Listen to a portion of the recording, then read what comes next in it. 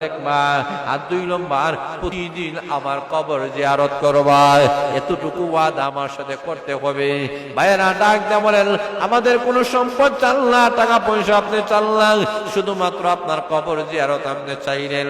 ওই পঙ্ক্তিগুলা লেখার জন্য বলেছেন, এটা তো তেমন কোনো কঠিন জটিল বিষয় নয়, আমরা করব, ঠিক আছে। ভাইটা মারা গেল, কাফন দাফন হয়ে গেল, পঙ্ক্তিগুলা লেখা হলো। ভাই প্রতিদিন আসে কবর জিয়ারত করে, ওই পঙ্ক্তিগুলা পড়তে পড়তে তার চোখ থেকে জোর জোরে পানি পড়ে। আরে আমার টাকা, আমার পয়সা, আমার ধন, আমার সম্পদ, এইগুলো তো আমার সঙ্গে কবরে যাবে না। তার অন্তরে কথাগুলা পড়ে আর জিয়ারত করার সাথে অন্তরে একটা ধাক্কা লাগে। জোরে সুরে বলেন সুবহানাল্লাহ। অন্তরে একটা ধাক্কা লাগে, আরে আমার ভাই দুনিয়া থেকে চলে গেছে, আমিও চলে যাইতে হবে, কিছুই নিয়ে যাওয়া যাবে না। প্রতিদিন কবর জিয়ারত করে, আর কবরের কথা মনে হয়, যতই কবরের কথা মনে হয়, পরকালের কথা মনে হয়, দুনিয়ার প্রতি অনাসক্তি তৈরি হয়। জোরে বলেন সুবহানাল্লাহ। দুনিয়ার মহা মহব্বত কমতেছে, কমতে কমতে এক পর্যায়ে এমন হয়ে গেছে, ওই লোকটা ডাক দেওয়া হয় না, আমার ভাই যেহেতু চলে গেছে, আমাকেও চলে যাইতে হবে, দুনিয়ার কোনো ধন সম্পদ রাখবো না, সব ধন সম্পদ আল্লাহর রাস্তায় দিয়ে চলে গেছে। জোরে বলেন সুবহানাল্লাহ। মসজিদ মাদ্রাসায় সবগুলা দিয়ে গেছে। ওই লোকটা মৃত্যুর সম্মুখীন যখন হলাম, ওই ছোট ভাই দৌড় দিয়ে আসিয়া বলে, ভাই আপনি মৃত্যুর শয্যায়, আমার মনে হয় আপনি এই দুনিয়াতে আর বেশি দিন থাকবেন না। ও ভাই, আপনি কোনো ওসিয়ত করবেন নি? ভাই ডাক দিয়ে বলে, ভাই আমি ওসিয়ত করার মতো কোনো সম্পদ আমার কাছে নাই, সমস্ত সম্পদগুলা মসজিদে আমি বিলীন করে দিয়েছি, আমার কাছে কোনো সম্পদ নাই। তবে একটা কথা বলি রে ভাই, আমি যখন মারা যাওয়ার পরে আমার ভাইয়ের যে পঙ্ক্তিগুলো আছে, ওইগুলা আমার কবরের সামনে লিখে দিও, আর প্রতিদিন আমার কবর জিয়ারত করিও। জোরে বলেন সুবহানাল্লাহ। ভাই ডাক দিয়ে বলে, ঠিক আছে, অসুবিধা নাই। মৃত্যু হয়ে গেল, কাফন দাফন হয়ে গেল, এখন পঙ্ক্তিগুলা লেখা হলো। ভাই আসিয়া প্রতিদিন কবর জিয়ারত করে, আরবি পঙ্ক্তিগুলা পড়তে পড়তে তার অন্তর নরম হয়ে গেছে, চোখ থেকে জোরে জোরে পানি পালাইতেছে। ডাক দিয়ে বলেন, আমার টাকা, আমার পয়সা, আমার ধন, আমার সম্পদ, এইগুলা তো আমার কোনো কাজে আসবে না, হতে পারে না। ভাইটা মনে মনে ভাবে, এই সম্পদ গুলা তো আমি খবরে নিয়ে যাইতে পারবো না। এমনি ভাবে তার দিলটা নরম হয়ে গেছে। তার যত সম্পদ ছিল, সমস্ত সম্পদ গুলা আল্লাহর ঘর মসজিদে দান খয়রাত করে সবগুলা চলে গেল। জোরে বলেন সুবহানাল্লাহ। এইটা সব সম্পদ আল্লাহ দান করিয়া চলে গেছে সবগুলা। মৃত্যুর সম্মুখীন যখন হয়েছে, তার ছেলে আইছে, আয়া ডাক দেয়া হয়, বাবা আমার সম্পদের কোনো অভাব নাই, টাকা পয়সা আছে, আপনি কি চান, কি ওসিয়ত করবেন? আমার ভাই বাবা ডাক দেয়া হয়, আমি ওসিয়ত করার মতো কোনো টাকা পয়সা আমার কাছে নাই, তবে তোমার কাছে একটা ওসিয়ত করি রে বাবা, তুমি তো এই সম্পদের পিছনে ঘুরে আসো, এই সম্পদ স্থায়ী নয়, একদিন শেষ হয়ে যাবে, তুমি প্রতিদিন আমার কবর জিয়ারত করো। তখন সন্তানটা বাপ মারা যাওয়ার পরে প্রতিদিন আসিয়া কবর জিয়ারত করে, সন্তান বুঝতেছে এই দুনিয়াটা অস্থায়ী। তখন ওই বুড়া লোকটা, ওই মুরব্বী চাচাটা ডাক দেয়া হয়, এই তিন ভাইয়ের এই তিনটা কাহিনীটা হচ্ছে, তারা বড় সম্পদওয়ালা ছিল, দলওয়ালা ছিল, কিন্তু এই বড় ভাইয়ের উত্তরসূরি হয়ে যাওয়ার কারণে, বড় ভাইয়ের কথার দিকে লক্ষ্য করে কবর জিয়ারত করার কারণে সমস্ত সম্পদগুলো আল্লাহর রাস্তায় দান করে গেছে। এই কবরটা আমাদের জন্য একটা শিক্ষা, যে এই দুনিয়া একদিন থাকবে, একদিন আমি থাকবো। জোরে বলে থাকবো। এই দুনিয়া পরে থাকবে, একদিন আমরা থাকবো না, সবাই মরে ভুলে যাবে, রসুল আপনে বুইলেন না। যারা বলেন ঠিক না বে ঠিক? দুনিয়াতে যা কিছু আছে সবগুলো একদিন শেষ হয়ে যাবে, কিন্তু আল্লাহ রসুল সাল্লাল্লাহু আলাইহি ওয়াসাল্লাম আমাদেরকে বলবেন না, হাসরের ময়দানে আল্লাহ রসুল সাল্লাল্লাহু আলাইহি ওয়াসাল্লাম আমাদের জন্য সুপারিশ করবেন। আল্লাহর রসুলের সুপারিশটা আমাদের জন্য কিয়ামতের কঠিন ময়দানে থাকবে। দুনিয়াতে ছেলে মেয়ে, ধন সম্পদ, টাকা পয়সা, আত্মীয় স্বজন যা কিছু আছে সবগুলো একদিন শেষ হয়ে যাবে। কোনো কিছু আপনার সাথে যাবে না, কোনো কিছু আমার সঙ্গে যাবে না, কিন্তু এই ধন সম্পদগুলো আল্লাহর রাস্তায় রাসূলের জন্য পরকালের জন্য দেশ তখন সম্পদগুলা দেওয়া হবে। এই সম্পদগুলা কিয়ামতের কঠিন ময়দানে আমাদের সবার জন্য এইগুলা নাজাতের উসিলা হয়, নাজাতের উসিলা হবে। যে আচ্ছা মাশাআল্লাহ, এক ভাই দোয়ার জন্য আল্লাহ দোয়া চেয়েছেন, আল্লাহ কবুল মঞ্জুর করে শোনেন আমিন। তো এই দুনিয়াটা একদিন অস্থায়ী, একদিন শেষ হয়ে যাবে। সবগুলার সারমর্ম হচ্ছে আল্লাহর রাসূল। যারা বলেন ঠিক না ঠিক, আল্লাহর রাসূল সাল্লাল্লাহু আলাইহি ওয়াসাল্লাম আমাদের আসল। এই কারণে আমার তেলাওয়াতকৃত আয়াতের মধ্যে মহান আল্লাহ রাব্বুল আলামিন বলেন, কুল ইন কুনতুম তুহিব্বুনাল্লাহ ফাত্তাবিউনি ইউহিব্বুকুমুল্লাহ ওয়া ইয়াগফির লাকুম যুনুবাকুম ওয়াল্লাহু গফুরুর রহিম। আল্লাহ বলেন, ও নবী আপনি বলুন, কুল নবী আপনি বলুন, ইন কুনতুম তুহিব্বুনাল্লাহ, যদি তোমরা আল্লাহকে ভালোবাসতে চাও। জোরে সুরে বলেন কাকে? আরো জোরে বলেন আল্লাহকে। আল্লাহকে যদি তোমরা ভালোবাসতে চাও, ফাত্তাবিউনি, আমি রাসূলের আনুগত্য করো, রাসূলের কথা মেনে নাও, তাহলে তোমাদের পুরস্কার হবে দুইটা।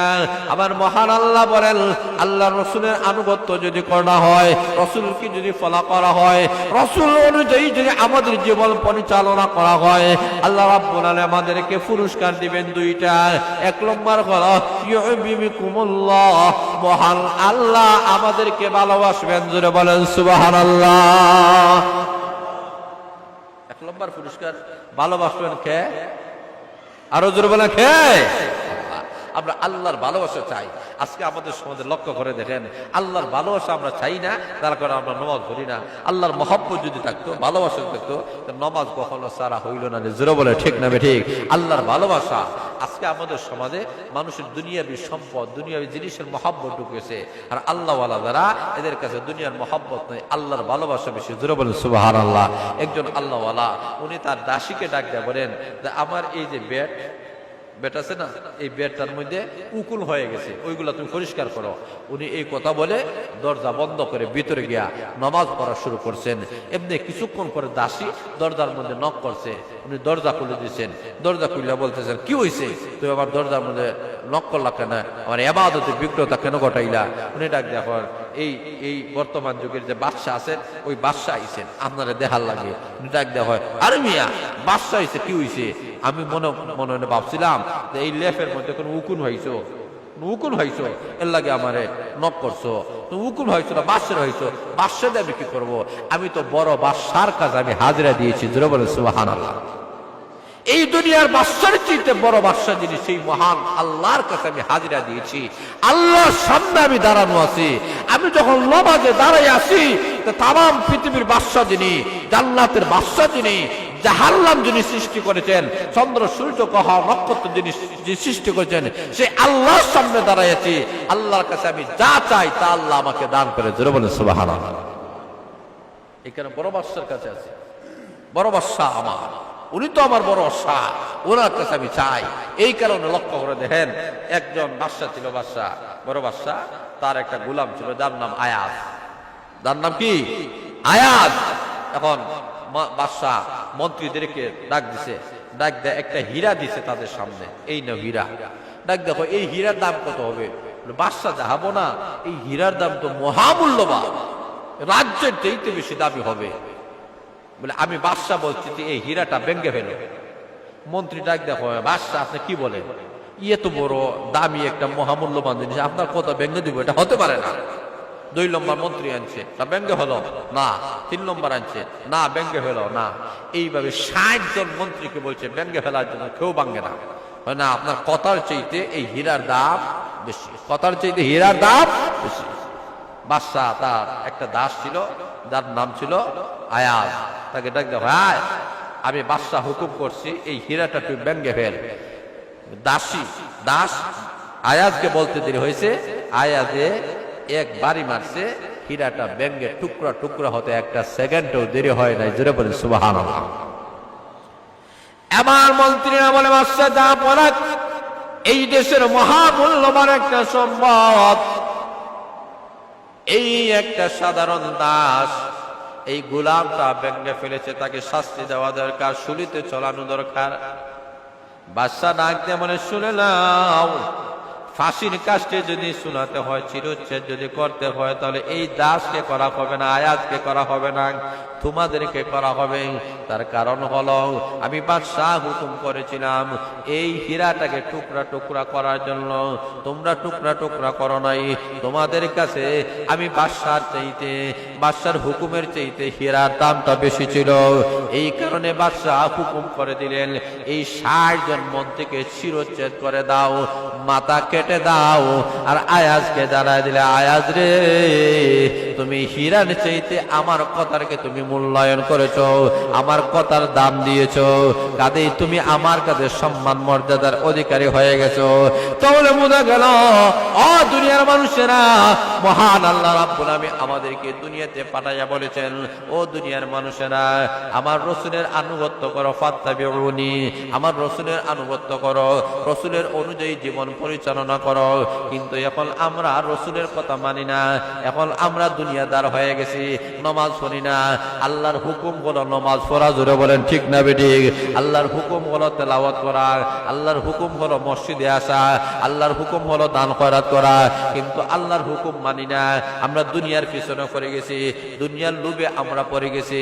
কিয়ামতের কঠিন ময়দানে আমার মহান আল্লাহ বলবেন, ও দুনিয়াদার, তোমরা জমিনের পিছনে পড়লা, টাকার পিছনে পড়েছো, বাড়ির পিছনে পড়েছো, সম্পদের পিছনে ঘুরেছো, এইগুলা তোমাদের থাকবে না।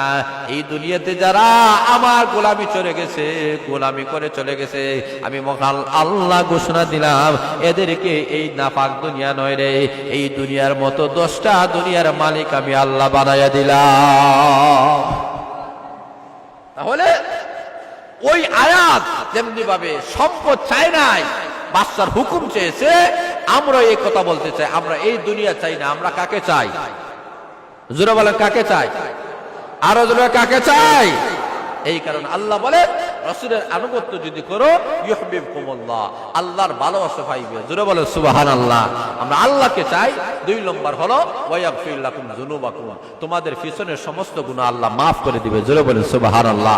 আল্লাহ পিছনের গুনাহ মাফ করে দেবে। ওয়াল্লাহু গফুরুর রহিম, আল্লাহ ক্ষমা করনেওয়ালা। এই যে যা কিছু আলোচনা করলাম, সবগুলা সারমর্ম হলো আমরা 2টা জিনিস চাই। জোরে বলেন, কয়টা চাই? কথা বলেন, কয়টা চাই? 2টা। 1 নম্বর আল্লাহর ভালোবাসা। কার ভালোবাসা? 2 নম্বর চাই জীবনের সমস্ত গুনাহ মাফ। আল্লাহর ভালোবাসা যদি পাইতে চাই, আল্লাহর নবীর কথা মানতে হবে। জীবনের গুনাহ যদি মাফ চাইতে চাই, তো রাসূলের কথা আমাদেরকে মানতে হবে। আল্লাহ আপনাদেরকে, আমাদেরকে সবাইকে যেন আল্লাহর হুকুম এবং নবীর তরিকা মতো আমাদের সবাইকে যেন চলার তৌফিক দান করেন। সবাই বলেন, জোরে বলেন আমিন। আমরা সবাই দুরূদ শরীফ পড়ি।